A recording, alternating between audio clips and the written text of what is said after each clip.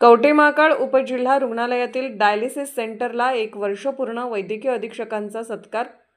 सांगली प्रतिनिधी मोहम्मद अत्तार.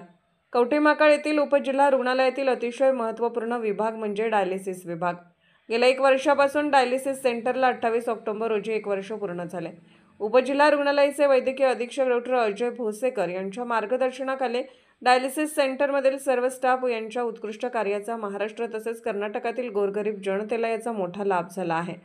डॉ. अजय भोसेकर म्हणाले की या सेंटरचा सांगली, सोलापूर या जिल्ह्यातील लोकांना सर्वात जास्त लाभ मिळाला, तर कवठेमहांकाळ, तासगाव, मिरज, सांगोला, कवठेमहांकाळ उपजिल्हा रुग्णालयात डायलिसिस सेंटर या विभागात उत्कृष्ट सेवा दिल्याबद्दल डॉ. अजय भोसेकर यांचा सत्कार करताना रुग्णांचे नातेवाईक मंगळवेढा, अथणी, सांगली शहर या ठिकाणच्या तब्बल 43 रुग्णांचे 2188 डायलिसिसचे यशस्वी सेशन पूर्ण केले व राज्यात चौथा व पश्चिम महाराष्ट्रामध्ये प्रथम क्रमांक मिळवला आहे.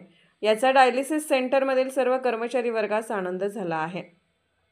यावेळी डॉ. अजय भोसेकर यांच्यासह डॉ. चंद्रकांत जाधव, डॉ. प्रतीक मारकवाड, गोपाळ पाचफुले, राजकुमार वनमाने, शुभम यादव, वैभव भोसले, अभिजित पाटील, सोनू नागरगोजे, कृष्णा वाघमारे, सुष्मिता माने, अविनाश उबाळे, रणजित मोरे आदी उपस्थित होते.